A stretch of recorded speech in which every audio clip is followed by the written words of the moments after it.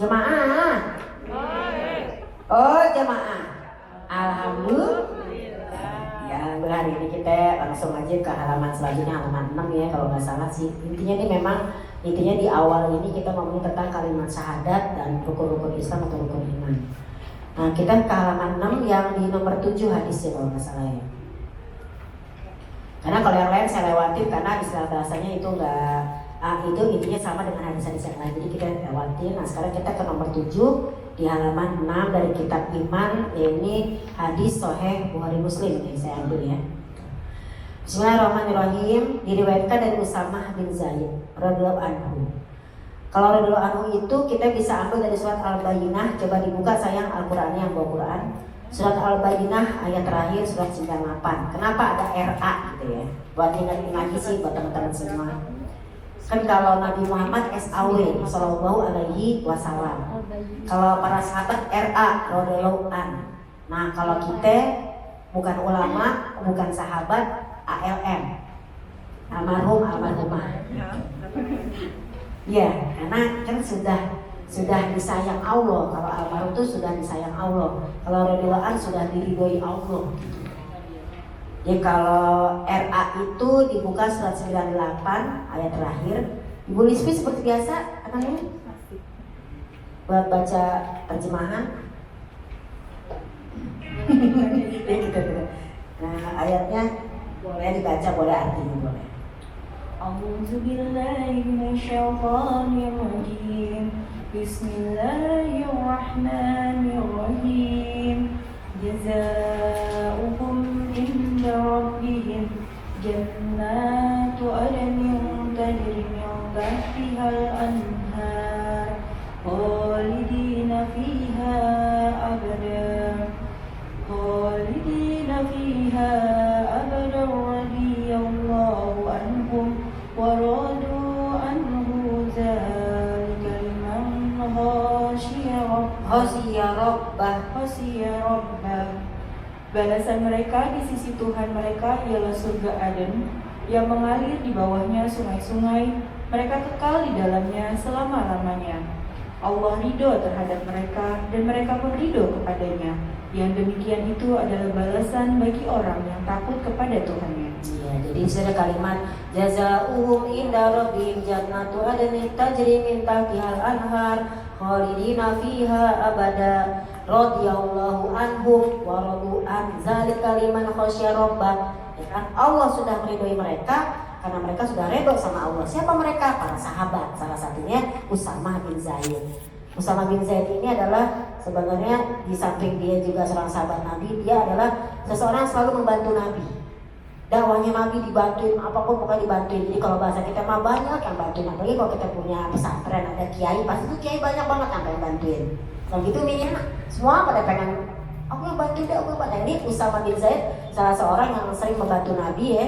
Dan dia dikasih julukan terhormat namanya Hibbu Rasulillah. Orang sangat cinta banget sama Rasul. Saking cintanya apa aja yang Nabi kerjain, pokoknya berebutan untuk membantu. Jadi kalau bahasa kita membantu dakwah. Ibu di sini datang ke sini juga termasuk adalah salah satu membantu dakwah, ya dakwah ngaji ceria. Dengan datang ke sini mensupport, jadi kan alhamdulillah pengajian udah mulai. Makasih banget ya, Domina sayang ya. Atas izin Allah semuanya, bukan karena saya, ya semua karena cinta, semua karena Allah, seperti itu. Gue biar katanya sini banyak penyanyi. Kalau dia suara gue bukan belajar, suara kita mengalahkan mereka. Setuju. Seperti itu. Jadi buat teman-teman yang baru hadir diharapkan bisa bulan besok hadir lagi ya. Kita tetap istiqomah. Jadi nanti bulan April ini kita jatuhnya 1 tahun. Nanti kita ulang tahun ngaji ceria. Yang itu bagi Dewi April, Mei, Juni, Juli, Agustus, September, Oktober 7 bulan. Mudah-mudahan panjang umur, murah rezeki, berkah semuanya. Kan kita bikin kepanitiaan ya kan. Yuk ulang tahun ngaji ceria. Barangkali kita nanti tahunnya di sana di Mekah ya. Insya Allah. Live TV. Gitu ya. Kita sekarang Usamah bin Zaid disebut Hibbu Rasulillah, orang yang sangat cinta dengan Rasul. Nah, apalagi di bulan Maulid Rabiul Awal, biasanya nih kita selalu berkumandang yang namanya selawat dimanapun, di pesantren, di tablik akbar, di mana-mana. Nah, kita di sini bahasanya ya Maulid kecil-kecilan, karena cinta kita bukan kecil, cinta kita sama Nabi sih besar, cuman ya kita cuma bisa kayak gini doang. Masih banyak kekurangan. Masih banyak kekurangan kita gitu. Nah ini ya, hadis dari Usama bin Zaid, seorang pecinta Rasulullah, dan dia yang sangat membantu ke dakwah Rasulullah, dan dia memang lahirnya di Mekah, meninggalnya di Madinah. Nah, siapa yang mau meninggal di Madinah? Siapa yang mau meninggal di Mekah, ya kan? Kalau meninggal di Mekah kagak ada yang takziah ya. Tapi dari jauh bisa, dari jauh ngedoain. Aku pengen meninggal di Mekah sama Madinah gitu kan ya. Nah, Usama bin Zaid ini adalah punya istri namanya Fatimah binti Qais. Ya kayak gitu lah ya, saya nggak kenal juga karena saya juga nggak diundang waktu dia kawin, itu masalahnya. Belum lain juga ya. Dia punya punya anak Fatimah binti Qais, dan punya anak Zaid bin Harisah, yang ada peristiwa Nabi pernah ngangkat anak. Nah anaknya dia itu yang pernah diangkat oleh Zaid bin Harisah. Saking dia cintanya sama Zaid bin Harisah sampai diganti namanya Zaid bin Muhammad. Turun surat Al-Ahzab, nggak boleh kayak gitu. Anak adopsi mah anak adopsi aja, bukan anak kamu. Karena kan bahasanya di sini ada orang punya anak kandung, ada orang punya anak asuh, ada orang punya anak angkat. Yang penting mah yang doain mah banyak, cuma santai kan lah ya. Dan ternyata dia orang tuanya bernama Zaid bin Harith, jadi orang tuanya dia rupanya. Usama itu berarti artinya Nabi Muhammad tuh. Bingung kan lo? Gue juga bingung. Ya, saking banyaknya sejarah. Jadi kita tuh malu loh, ya, ngakunya cinta Nabi. Nih kita nih, saya ya, ngakunya cinta Nabi. Tapi kadang kalau kita ngomongin silsilah Nabi kita lupa. Tapi coba kalau silsilah drama Korea, jilid 1, jilid 2 paham, ayo ngaku, gue mau nanya. Iya kan? Ayo yang suka nonton drakor. Enggak, kalau aku nontonnya itu FBI, NCIS. Itu apa, Islam itu indah. Oh, Islam itu indah, terima kasih. Gitu. Jadi kalau kita mau ngaku ya begitulah silsilahnya Nabi Muhammad bin Abdullah bin Amr bin Anu, kita lupa ya kan. Baik, di sini ada hadis dari beliau. Kami pernah dikirim oleh Rasulullah menuju suatu pertempuran. Lalu kami sampai di Al-Furqat, daerah Juhainah. Intinya kata Usama, pokoknya pernah pergi berperang. Zaman Rasulullah berperang mengangkat senjata melawan orang-orang kafir. Tapi kalau zaman sekarang ini, kalau kata Ustadz kita ya dari rumah fikih Ustadz Ahmad Sarwat, menurut saya dia bilang perang sekarang adalah perang melawan hawa nafsu. Perang sekarang adalah perang ibu dari rumah pergi ke sini untuk menuntut ilmu. Masya Allah, saya terima kasih banget udah datang ya Cid. Nah, daerah Juhainah pada saat subuh, maka saya temukan seorang laki-laki, lalu dia mengucapkan la ilaha illallah, kemudian saya menyerangnya atau menikamnya. Jadi saya pada saat pertempuran, terus lagi bertempur, tiba-tiba saya ketemu nih sama seseorang yang udah mau saya bunuh, ya namanya kan orang kafir ya. Jadi saya mau bunuh, ternyata dia mengucapin la ilaha illallah, tapi saya akhirnya menikamnya. Kemudian hal itu terlintas pada pikiran saya, lalu saya tuturkan kepada Nabi Sallallahu Alaihi Wasallam. Kemudian Rasul bertanya, apakah orang tersebut telah mengucapkan la ilaha illallah lalu kamu membunuhnya? Kata Usama, saya katakan pada Rasulullah, wahai Rasulullah, sesungguhnya orang tersebut memang mengucapkan kalimat la ilaha illallah. Jadi emang sih waktu dia mengucapkan kalimat itu, aku tahu pasti dia tuh mengucap itu karena takut sama pedang. Jadi gue bunuh aja. Nah, zaman itu ya. Kemudian Nabi bilang gini, mengapa tidak kau belah hati saja orang itu? Kalau emang kamu tahu itu bahwa dia itu mengucapkan kalimat itu hanya karena takut sama pedang, kenapa kamu gak belah aja sekarang hatinya? Kok kamu tahu hati orang kayak gitu? Pelajaran pertama, kita nggak tahu isi hati orang. Selama dia berbuat baik, kita nggak boleh menilai. Intinya kita coba nilai luarnya. Ih, masa Allah ya, itulah pengajian A, pengajian B selalu berbagi di hari Jumat. Iya, kita harus ikut ya, bisa gitu. Jangan yang paling pamer. Kita nggak bisa menilai hati orang. Yang kita lihat dia baik, selesai. You understand? Kadang kita suka menilai hati orang. Kita aja nggak tahu hati kita kayak apa begini. Silakan ibu-ibu yang baru datang, siapa namanya? Oh, Ibu Lala. Iya. Ibu siapa lagi nih? Nanti perkenalannya. Yang pertama, pelajaran dari hadis ini adalah 1, jangan pernah menilai hati orang.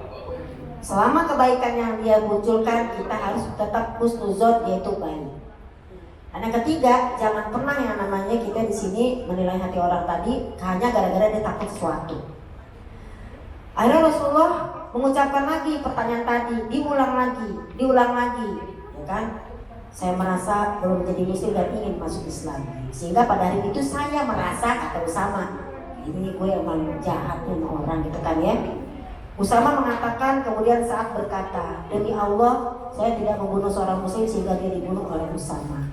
Jadi artinya ketika ada orang itu sudah mengucapkan hal itu, jangan kau bunuh, karena dia adalah saudara kita, se-Islam, seiman, kan gitu ya.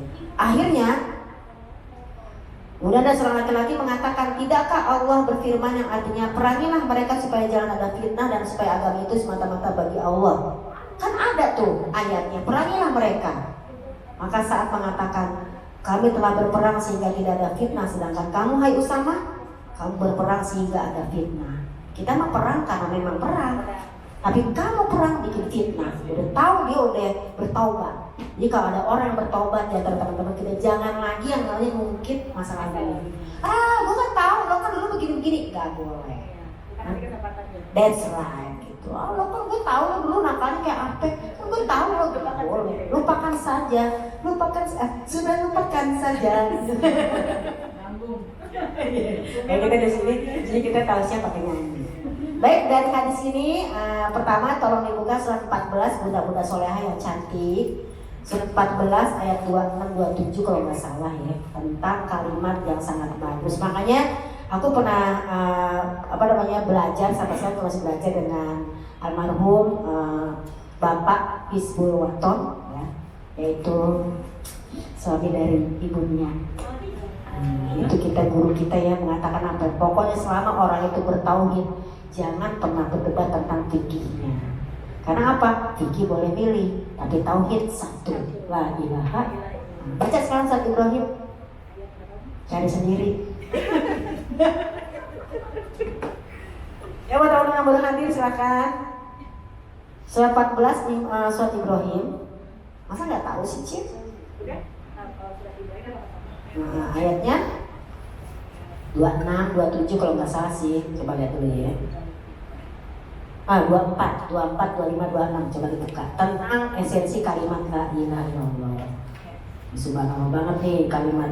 Selama kita berkalimat Allah udah sih jangan saling ganggu. Kalau beda pikir santai. Ini si Ibu Lulung teman-temannya dandan mulu menor-menor. Kan orang nggak boleh tabarruj. Kan gitu katanya ya. Apalagi gini-gini. Kan kita udah bahas. Kita dandan fikih. Tapi tauhid kita sama. Baca. Ayat artinya aja ya.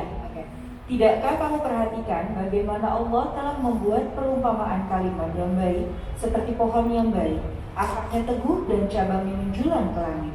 Pohon itu memberikan buahnya pada setiap musim dengan seizin Tuhannya. Allah membuat perumpamaan-perumpamaan itu manusia supaya mereka selalu ingat. Dan perumpamaan kalimat yang buruk seperti pohon yang buruk yang telah dicabut dengan akar-akarnya dari permukaan bumi tidak dapat tetap tegak sedikit. Terus Allah meneguhkan iman orang-orang yang beriman dengan ucapan yang teguh itu dalam kehidupan di dunia dan di akhirat, dan Allah menyesatkan orang-orang yang zalim dan memperbuat apa yang Dia kehendaki. Nah, jelas ya di sini ya. Tidakkah kamu perhatikan bagaimana Allah telah membuat perumpamaan kalimat yang baik? Itu maksud kalimat la ilaha illallah. Seperti pohon yang baik, akarnya kuat dan cabangnya menjulang ke langit. Nah, jadi orang kalau berkalimat sadar tadi, pohonnya kuat, akarnya kuat, amalannya nyampe kepada langit kalau kita bertauhid. Nah, pohon itu menghasilkan buah pada setiap waktu dengan izin Tuhannya. Tadi benar tuh yang kali 9. Kita ini sebagai orang beriman selalu menghasilkan buah yang baik, mungkin tutur kata yang bagus, tapi semua dengan izin Allah. Kalau bukan dengan izin Allah, kayaknya kita sih, gitu lah ya. Dan Allah membuat perumpamaan itu untuk manusia agar mereka selalu ingat. Jadi kita di sini belajar bareng ya Bunda, bukan aku ngajarin, tapi di sini kita belajar bareng, sama-sama merenung. Mudah-mudahan kita bisa menjadi muslimah yang duta muslimah yang baik kan gitu ya. Yang abis ngaji kita happy, bukan abis ngaji kita kusut. Nah, perumpamaan kalimat yang buruk, kalimat di luar kalimat la ilallah seperti pohon yang buruk itu tuh. yang telah dicabut dengan akar-akarnya dari permukaan bumi, tidak dapat tetap tegak sedikit pun. Jadi kalau orang maaf punten banget ya bunda, mohon izin. Jadi yang namanya orang kalau berkalimat tauhid, insya Allah kalau misalnya dia mungkin ada dosa-dosa, tapi kalau dia bertauhid, Allah ampuni dosanya. Tapi walaupun dia amalnya banyak bunda, tapi dia maaf tidak bertauhid, itu tidak akan diterima oleh Allah Subhanahu wa taala.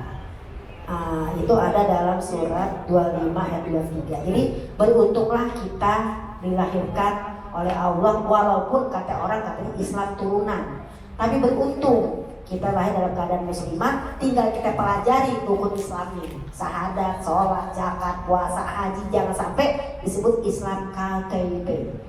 You understand? Buka surat itu yang menyatakan bahwasanya kalau orang banget ya di luar syahadat tidak diterima amalnya. Surat 25 ayat 23 Al-Furqan.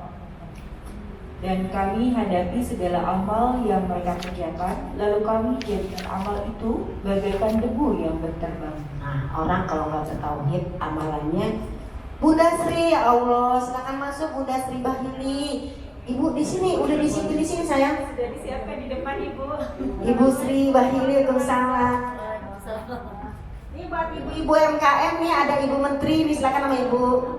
Dari Finekri, silakan. Ini tadi punya Bu Lismi di sana. Silakan Bunda, makasih banget tuh udah mau datang ke pengajian aku. Ya ampun. Tadi ada Zoom. Makasih Bu Sri. Ini ada Ibu Irma dari RSPAD Gatot Subroto, Ibu Aja Dewi, Ibu Nia Hizbul. Senang banget ya ada Ibu Menteri kita. Ya, alhamdulillah. Bunda, saya mohon izin diterusin dulu Bunda Sri, sayang ya Bunda. Silakan monggo duduk. Ya, akan melihat teman-teman yang sedang memiliki usaha-usaha kecil biar jadi usaha besar. Jadi berkah ya, berkah. Apalagi Uminya mau buka apa kemarin, ayam apa kemarin lupa aku. Ayam gemes, mangkuk resto. Gitu ya. Jadi kita di sini wanita-wanita, insya Allah wanita-wanita hebat yang memiliki usaha, dan ada Ibu Menteri kita yang akan selalu mendukung, mensupport usaha-usaha UMKM. Woman empowering woman. Jadi Bu Lismi nih yang sering webinar juga ya. Di apa ya teh? Komunitas Ibu Cerdas. Komunitas Ibu Cerdas Indonesia. Kici ya? Iya betul. Kici. Ibu Ratih. Betul bisa. ya. Oh, berarti Pasti Lismi Saya ini saya. sama beliau juga. Siap. Nanti kita kalau Siap. Nanti ada Iwapi juga ya kan? Ya. Tadi saya acara IPMI. webinar IPMI tadi. Oh. Makanya terlambat. Lanjut saja. Masih banyak pada hari ini semuanya bisa hadir. Masya Allah. Ini Ibu. Baik, kita lanjutin ya kitabnya. Sampai mana tadi kita jadi lupa? di surat Al-Furqan ayat 23. Oke, sampai di surat Al-Furqan ayat 23. Jadi intinya kita di sini selama kita masih nanti bertauhid, mau apapun kita insya Allah minta kepada Allah biar tauhid kita dijaga, ya kan? Karena namanya kalau kita bertauhid nggak kita jaga, takutnya batal. Apa yang bisa membatalkan tauhid kita? Misalnya ya, seperti yang kita udah bahas ya kan sebelumnya, musyrik, syirik segala macam itu akan membatalkan yang namanya amalan-amalan kita. Jangan sampai sih ya. Nah makanya kalaupun kita misalnya ada dosa-dosa, balik lagi banyak-banyak istighfar. Banyak-banyak istighfar, sholat tobat, udah sering lah diajarin sama guru-guru kita ya. Yang penting selama kita satu tauhid, insya Allah amalan kita diterima oleh Allah Subhanahu Wa Taala. Amin ya Rabbal Alamin. Oke, lanjut ya. Dalam surat lain lagi di sini dibilang kalau kita ngomong kalimat la ilaha illallah, suatu hari Nabi Musa bertanya, ya Allah katanya, tolong dong ajarkan aku suatu kalimat yang hebat gitu. Terus Allah bilang, ucapkan saja kalimat la ilaha illallah Muhammadur Rasulullah.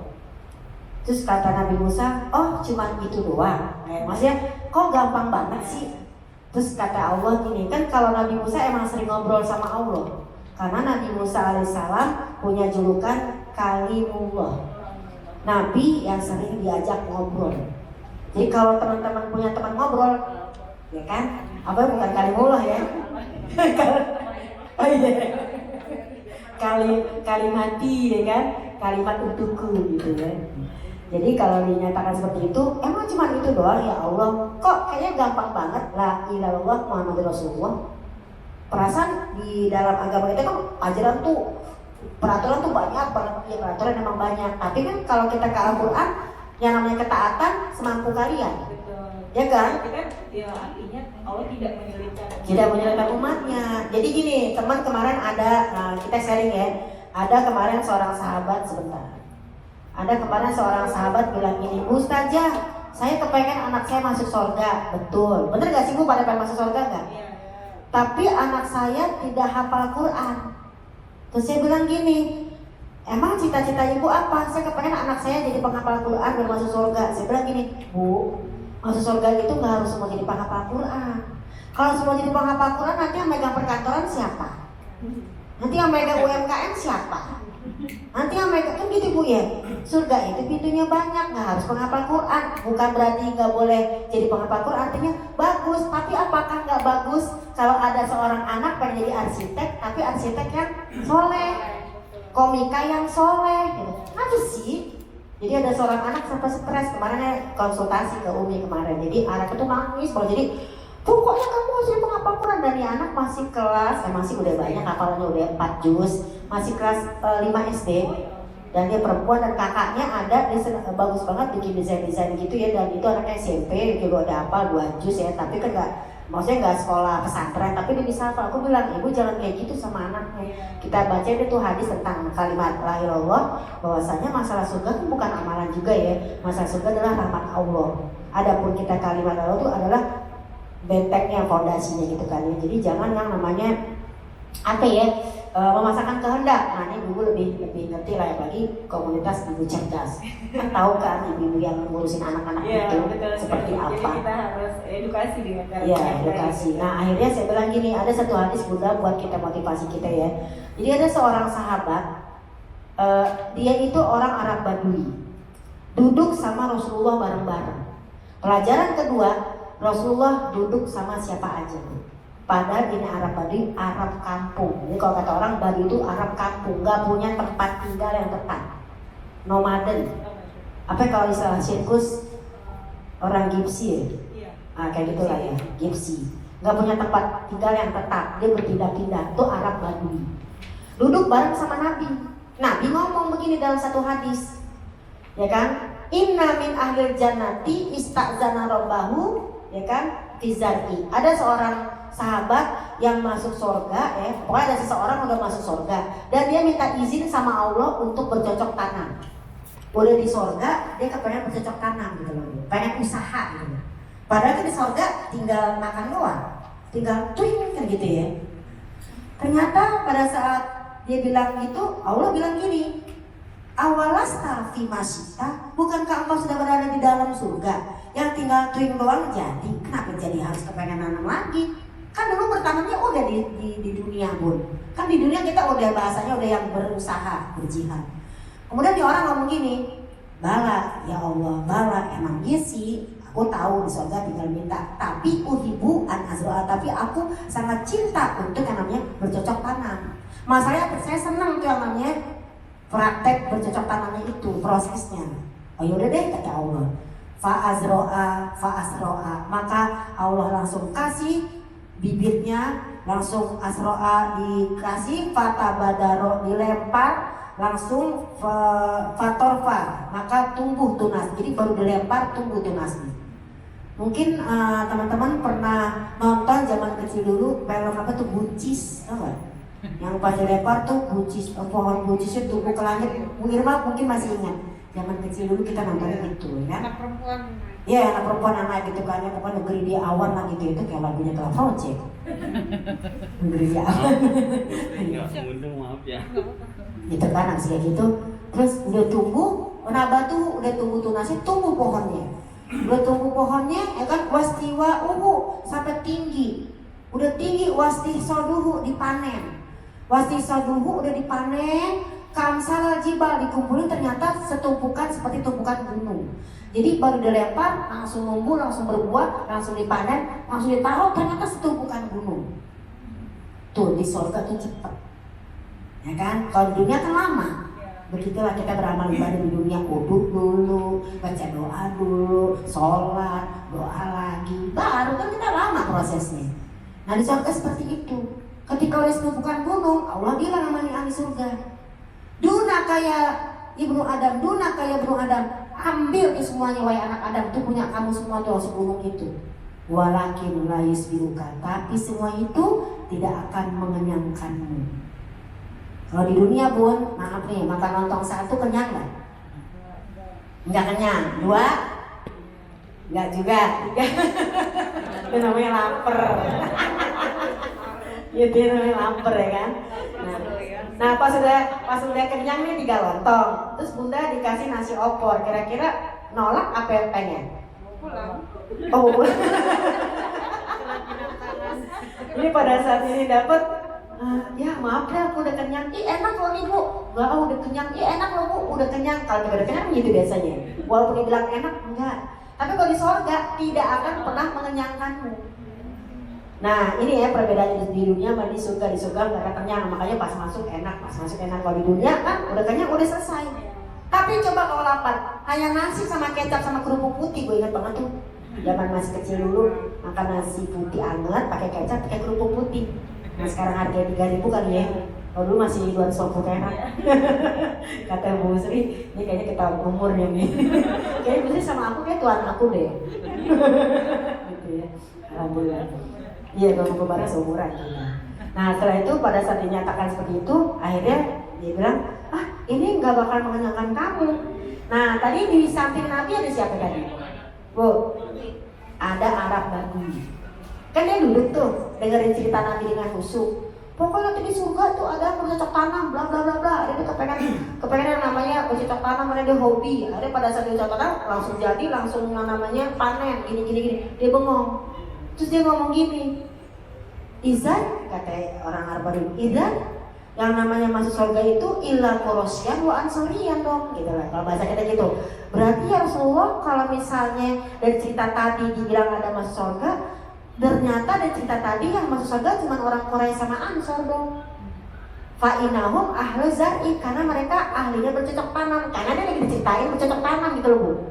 Karena dia dengar bercocok tanam, jadi yang masuk surga orang yang ahli bercocok tanam dong. Orang itu mah orang Quraisy sama Ansor ahlinya, orang Madinah, orang Mekah. Nah gue gak punya tempat tinggal, gak punya tanah, gak bisa buat yang namanya bercocok tanam.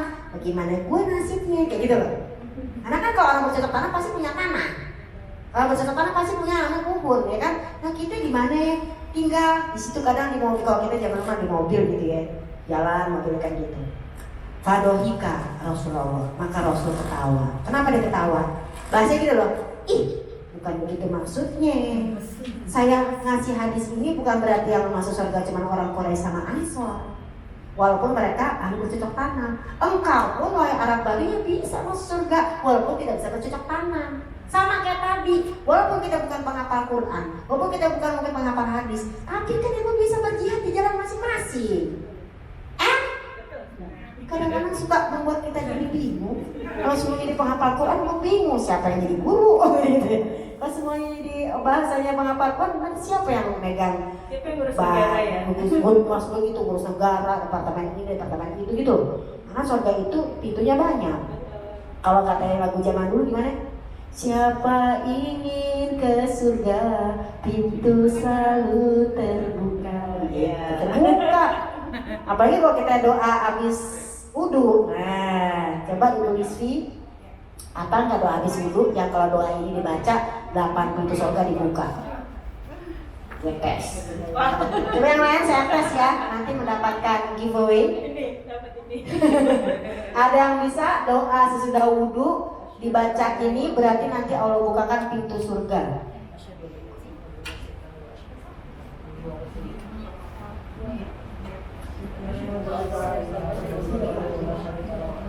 Ada yang bisa? Ayo. Asyhadu an la ilaha illallah wahdahu la syarika lahu wa asyhadu anna Muhammadan Asyhadu an la ilaha illallah wa asyhadu anna Muhammadan abduhu wa rasuluh. Allahumma ja'alni min ibadika Jadi ada 2 macam. Kalau hadis dari Bukhari, kalau baca doa ini akan dibukakan 8 pintu surga. Asyhadu alla ilaha illallah wahdahu la syarikalah wa asyhadu anna Muhammadan abduhu wa rasuluh. Sampai situ hadis Bukhari. Tapi kalau pakai di bawah lagi, Allahumma ja'alni minat tawabina wa ja'alni minal mutatahhirin wa ja'alni min ibadika sholihin. Itu hadis Tirmizi. Boleh dua-duanya ya. Yang nggak boleh nggak baca doa. Seperti itu. Alhamdulillah. Alhamdulillah. Alhamdulillahirobbilalamin baru lanjutkan. Baru tadi. Dan juga bisa doa yang lain lagi Bun. Di samping dibukakan pintu surga, dikasih stempel surga. Kayak kita masuk Dufan kan, kalau masuk ke tempat museum atau apa kan suka dikasih cap tuh. Itu ada doanya juga biar kita dibukain pintu surga baca tadi plus dikasih stempel. Ada yang mau nggak? Doa dikasih stempel surga. Pasti udah pada hafal, cuman ini doa biasa dibacanya nggak ngeh. Doa kafaratul majlis. Itu doa sudah wudhu juga. Bisa dulu selesai wudhu. Subhanakallahumma wa bihamdika asyhadu an la ilaha illa anta astaghfiruka wa atubu ilaik. Salat itu doa sesudah wudhu. Tadi udah ingetin kita untuk dikasih stempel surga. Alhamdulillah. Berarti ibu-ibu semua pada hafal dong yang syahadat. Kita mah dari zaman kecil kan kita Islamnya ya. Oh iya. Baik. Oke, 10 menit lagi kita buka tanya jawab ya. Kemudian satu hadis lagi ya, tanggung ya kita di sini sehingga apapun yang orang ucapkan selama dia berbuat baik jangan lihat hatinya. Kalau ternyata tiba-tiba hatinya jelek itu urusan Tuhan, bukan urusan kita. Apalagi kita urus yang bukan urusan kita, nauzubillah min dzalik sampai. Ya mudah-mudahan kita di sini selalu dikasih kebaikan. Amin. Yang kedua hadisnya adalah nomor 8 Bu. Diriwayatkan dari Sofyan bin Muhras bahwasanya Jundab bin Abdullah al-Bajali ini para sahabat Nabi semua ya yang saya sebutkan tadi. Kenapa RA? Karena mereka sudah diridhoi oleh Allah ya kan. Pokoknya kalau para sahabat pun itu pasti RA belakangnya. Radhiyallahu anhu kalau laki, radhiyallahu anha kalau perempuan. Nah kalau Nabi SAW Sallallahu Alaihi Wasallam, apa sih artinya Sallallahu Alaihi Wasallam? Semoga Allah berikan kesejahteraan dan keselamatan kepada Nabi. Itu namanya SAW. Makanya kita suka salawatan. Sallallahu ala Muhammad, Sallallahu alaihi wasallam. Itu perintah salawat dari Al-Ahzab ayat 56. Coba dibuka. Jadi kalau Nabi SAW, kalau para sahabat RA, kalau kita ALM.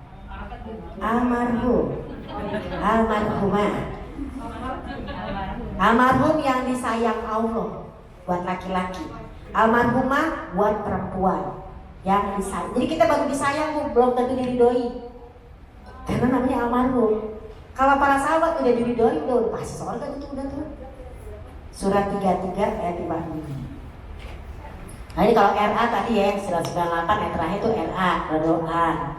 Kalau Salam Al-Ahzab surat 33 ayat 56, dicatat ya. Jadi nanti kok anak nanya, mah kok kalau Nabi SAW, kok kalau sahabat RA, tapi kok Nabi yang lain AS? Nah, pernah nanya nggak? Ajeng? Kalau Ajeng apa dong? Sarjana apa? Gitu kan S apalah gitu ya. Ini mah S apa? Eskom. SKMM. Oh SKMM. Oh kalau saya BASKOM. Baskom. BA terus SKOM sarjana komunikasi. Saya akan baca. Masya Allah. Baca. Ya BA kan itu bakal apa gitu kan. Eskom saya kemudian Baskom. Sesungguhnya Allah dan malaikat-malaikatnya bersolawat untuk Nabi. Hai orang-orang yang beriman, bersolawatlah kamu untuk Nabi dan salam keselamatan untuknya. Ya benar. Sesungguhnya Allah dan malaikat-malaikatnya bersolawat untuk Nabi. Hai orang-orang yang beriman, bersolawatlah kamu untuk Nabi dan ucapkanlah salam penghormatan kepadanya. Ya, sesungguhnya Allah dan para malaikatnya telah mengucapkan selawat untuk Nabi. Maka kita semua orang beriman, apalagi ini udah masuk bulan Maulid. Udah tanggal 6 Rabiul Awal. Ya, berarti bulan Maulid masuknya. Maka perbanyak selawat ya, perbanyaklah selawat untuk Rasulullah. Jadi ini kalau bulan Maulid zaman-zaman belum pandemi kita undangan udah kemana-mana tuh. Maulid sampai ke daerah gitu. Nah sekarang karena masih seperti ini ya, kita masih juga jaga-jaga gitu ya. Jadi hanya beberapa yang Maulid juga itu cuma 50 orang yang hadir Bunda. Jadi kita emang masih tetap menjaga berapa M? 5, 6. Coba 5M satu apa? Coba apa? Pakai masker, Ya. cuci tangan, menjaga jarak, kemudian menjauhi kerumunan, lalu Menonton Islam indah. menghadiri majelis talim. Oh iya, majelis talim. Menjalin silaturahmi. Ya, menjalin tali silaturahmi. Ini sekali lagi kita terima kasih banget ya, ada Bunda Nia, ada Bunda Dewi Rahyanti, ada Ibu Sri, apa namanya tebak ayo, nggak bisa jawab. Pokoknya Ibu Menteri. Ibu Sri, Lahadahili, ya Bunda ya. Namanya indah banget. Lo kalau dia buka masker mirip-mirip gue loh aja. Atau kita manisnya sama ya. Ada Ibu Irma, ada Ibu Leni, Ibu Leni,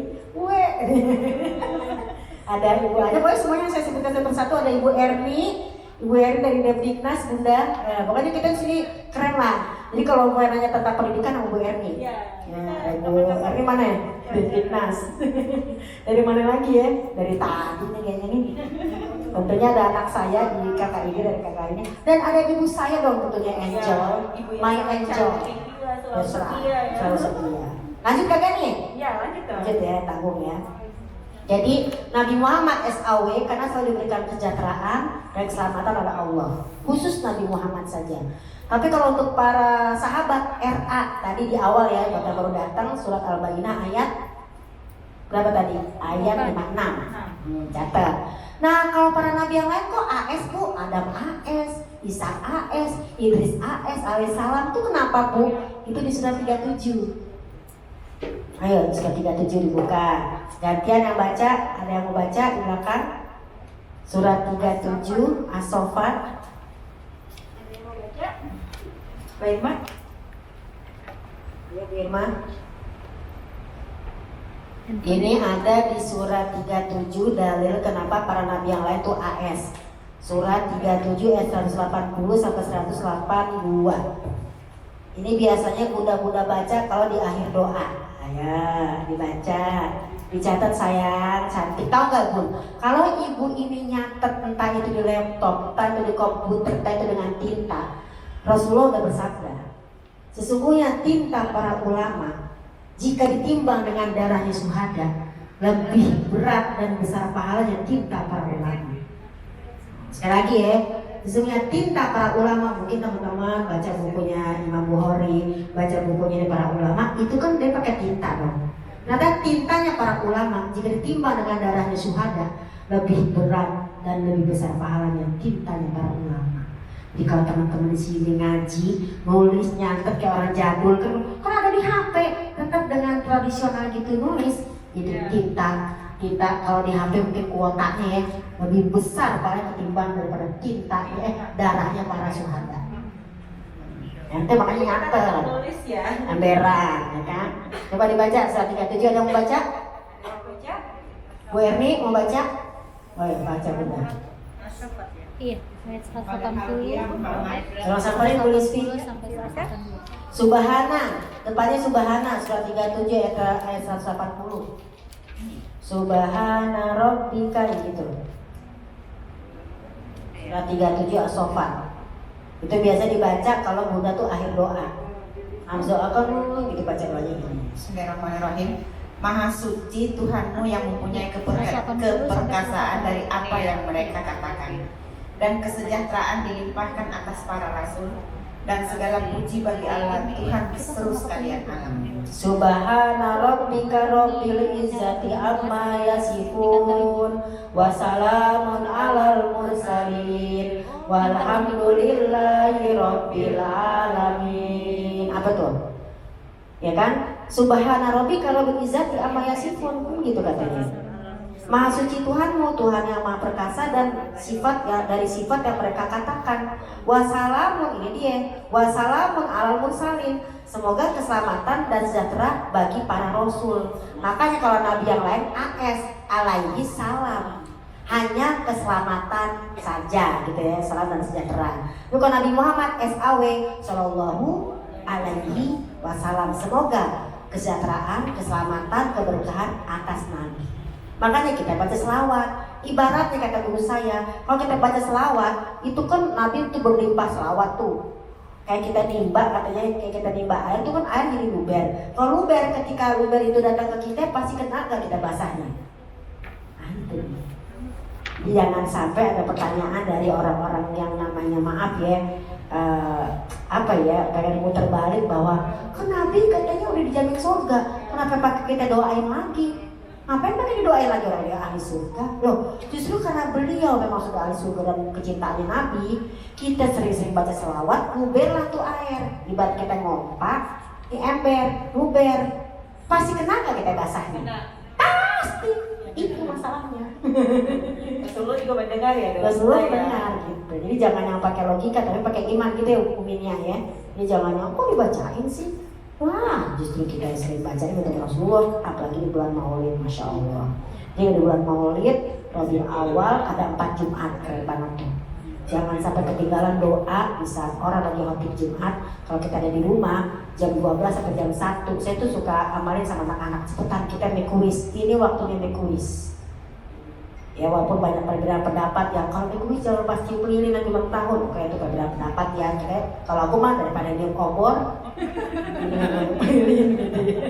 nanti gimana niatnya lah ya Cin. Yang penting make kuisnya pada saat orang lagi khotib Jumat, oh jam 12 udah bapak mau pergi sholat Jumat dulu ya, pada sholat Jumat dulu ya bapak udah jam 12 kita udah wudhu deh tuh, kita udah duduk mungkin zuhur, ya kan? Karena kan sekarang bahkan zuhur aja kan jam 11 sekian kan, bukan jam 12. Di jam 12 itu kita kuis sampai selesai orang sholat Jumat tuh biasanya setengah jam itu tuh waktu yang sangat mustajab.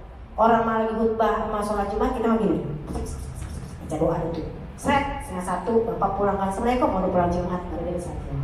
Itu waktu yang sangat keren kan, mustajab, bukan mujarobat bukan, mustajab. Kalau mujarobat obat. Berarti berdoa dulu. Jadi lah kita udah bulan Maulid, udah gitu Jumatnya ada 4 kali kita kantemin ya. Kemudian apalagi besok Jumat pertama atau Jumat kedua sih, Umi aku lupa nih. Jumat pertama kemarin tanggal 8, ini 8 Jumat pertama, besok Jumat kedua, berarti kita masih ada sisa 3 Jumat. Pokoknya minta apa yang kita minta. Nah oke lanjut ya. Jadi Nabi Muhammad SAW SAW, kalau Nabi yang lain AS, kalau kita almarhum. Berarti kalau Nabi udah disejahterain, kalau para Rasul udah disejahterain, kalau para sahabat udah diridhoi. Nah kalau kita baru disayang doang, almarhum, almarhumah. Disayang belum tentu dicinta kan? Ya kan? Tapi kalau diridhoi udah pasti. Makanya kita jangan sok soleha. Emang baru almarhum doang, belum rodeo anha belum. Kita baru almarhum, almarhumah yang disayang Allah. Calon almarhum. Calon almarhum. Jadi kalau bunda dipanggil sama suami tercinta, almarhumah, marah. Karena kan artinya yang ku sayang. Gimana? Berarti dipanggil almarhumah. Nanti pas aku ngundang pengajian, nanti pas di WA gitu ya, kepada ibu-ibu almarhumah untuk hadir di pengajian, Ustazah almarhumah dulu, ya kan? Yang datang hihihi. Pak, kenapa? Padahal tuh almarhumah bagus loh Bu. Ini kenapa kita ngomong almarhumah jadi pada takut? Kepada almarhumah Ibu Irma Finekri, wah gue marahin sama Bapak pasti dimarahin sama Pak Lukman, dimarahin. Aduh repot deh. Gitu ya, mudah-mudahan nih sebagai doa buat kita. Kan ucapan adalah doa. Jadi kalau yang udah paham, udah ngerti, udah paham, biasanya dipakai almarhumah jangan marah.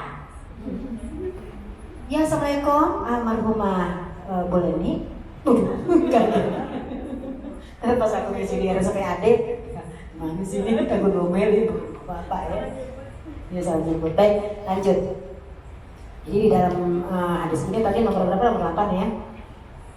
Dari Sofyan bin Muhrad bahwasanya Jundab bin Abdullah Al-Bajali pernah diberi tugas untuk menemui Asas bin Salama pada masa pergolakan Ibnu Zubair. Ini ngomong sejarah ya. Kemudian dia mengatakan, kumpulkan pada saya sekelompok teman-temanmu sehingga saya berbicara dengan mereka. Maka As-As mengutus seorang utusan kepada mereka. Lalu ketika mereka telah berkumpul, maka datanglah Jundab dengan mengenakan pakaian mantel bertutup kepala. Kalau kayak kita hoodie, mantel tapi bertutup kepala. Jadi itu orang pakai hoodie dari zaman dulu.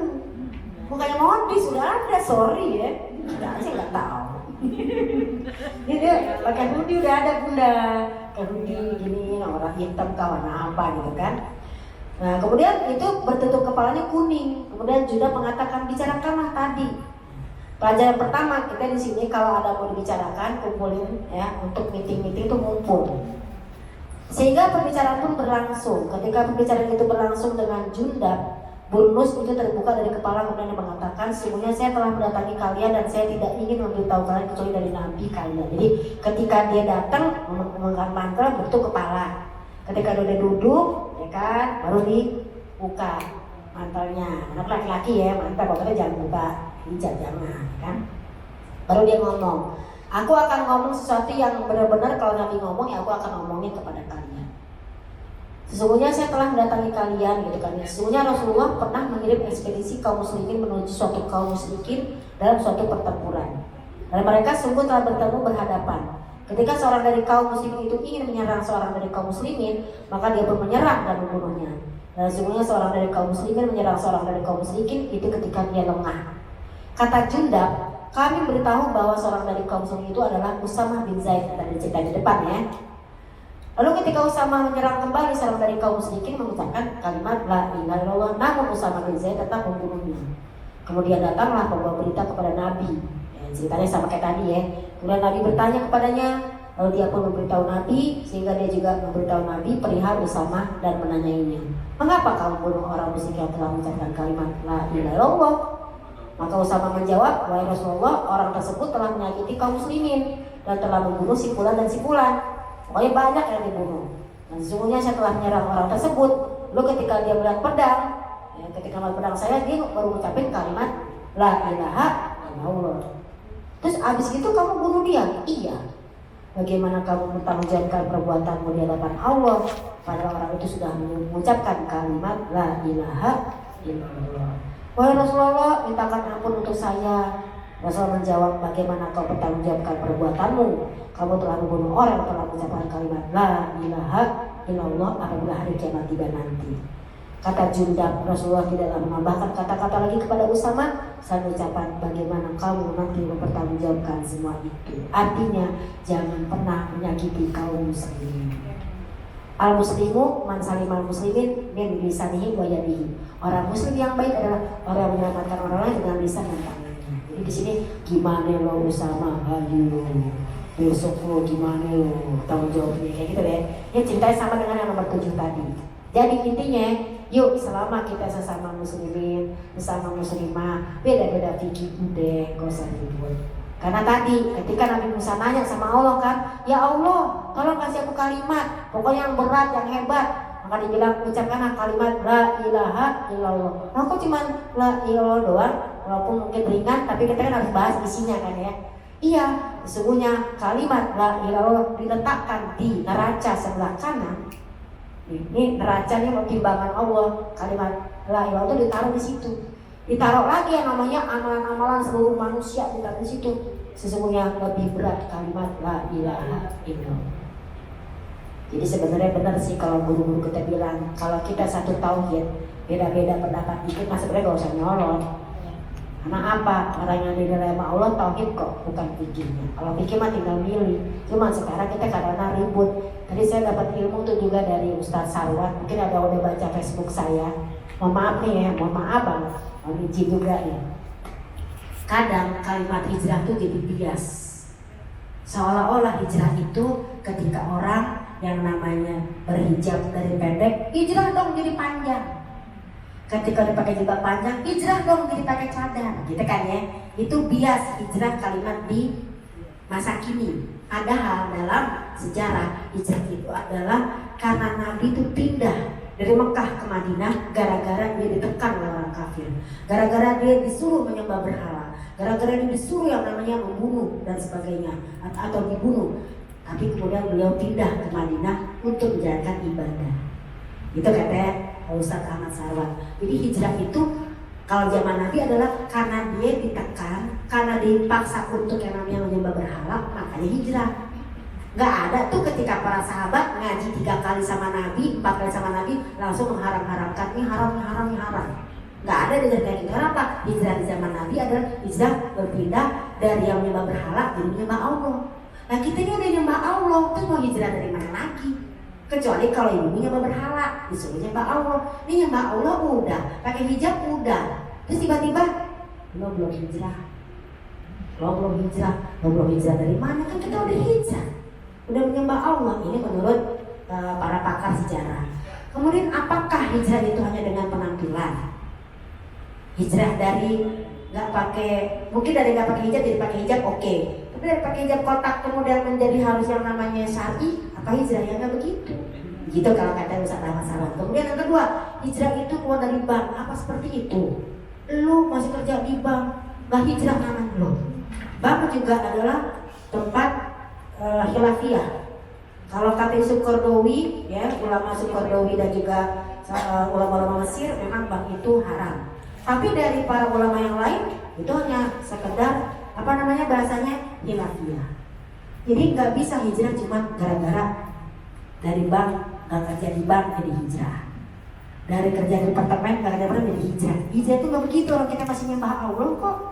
Kamu nanya sama ibu, kamu masih nyembah Allah nggak? Masih bersahadat? Masih berpuasa? Masih berzakat? Masih bisa umroh? Masih. Masih kan? Terus masih bisa sholat 5 waktu?